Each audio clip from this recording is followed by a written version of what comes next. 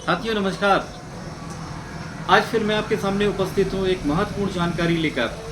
जैसा कि हम कर्मचारियों को बहुत दिनों से एक उत्सुकता बनी हुई थी कि हमारा डीए कब बढ़ेगा, और हम बहुत ही आशा भरी निगाहों से अपनी सरकार की तरफ देख रहे थे कि हमारा डीए कब बढ़ाया जाएगा, कब हमारा डीए केंद्र के समान हो जाएगा।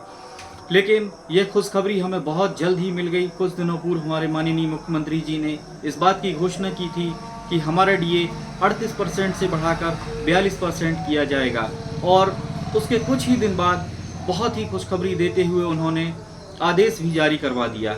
अब उसमें आदेश में स्पष्ट लिखा हुआ है कि यह 4% बढ़ा हुआ डीए हमें जनवरी 2023 से देय होगा, परंतु जनवरी से जून तक का जो डीए होगा, जो 4% बढ़ा हुआ डीए होगा, वो सामान्य 3 किस्तों में दिया जाएगा, और जुलाई 2023 के वेतन के साथ जो हमें अगस्त 2023 में मिलना है उसके साथ नकद भुगतान किया जाएगा।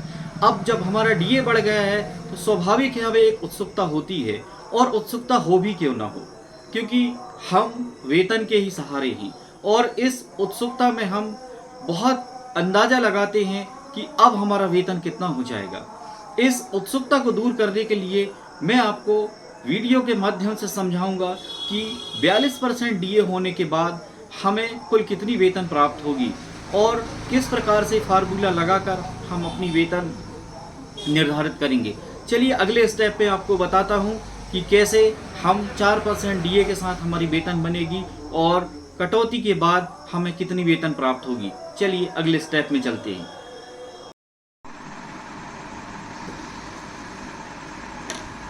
आइए हम समझते हैं कि जुलाई 2023 से 4% डीए बढ़ने के बाद और एक इंक्रीमेंट लगने के बाद हमारा कितना वेतन होगा।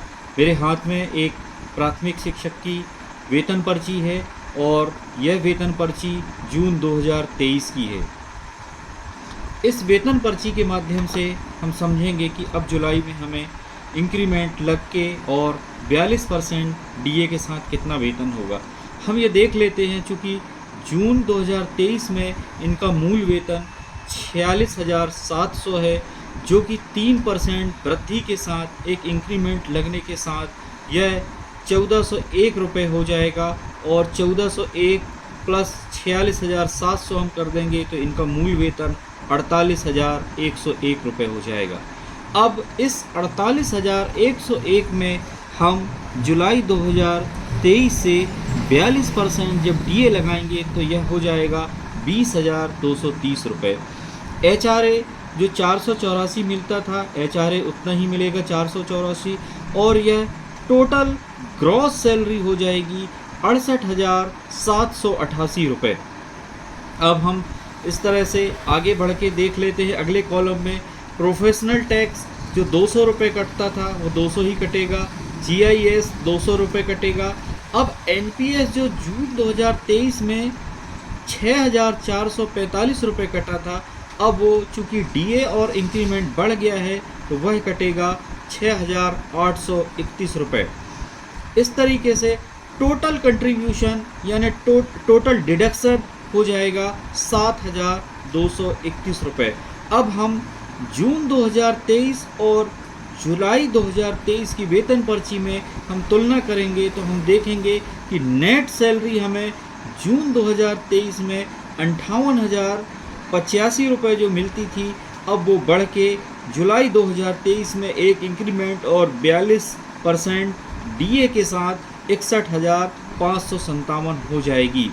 तो इस तरीके से हम डीए और इंक्रीमेंट का फार्मूला लगाकर हम अपनी अपनी वेतन पर्ची के आधार पर चेक कर सकते हैं कि जुलाई 2023 में कितनी हमारी वेतन बनेगी।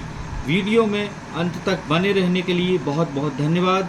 वीडियो पसंद आया हो तो लाइक करें, सब्सक्राइब करें, और अपनों तक यह जानकारी शेयर करके अवश्य पहुंचाएं। धन्यवाद।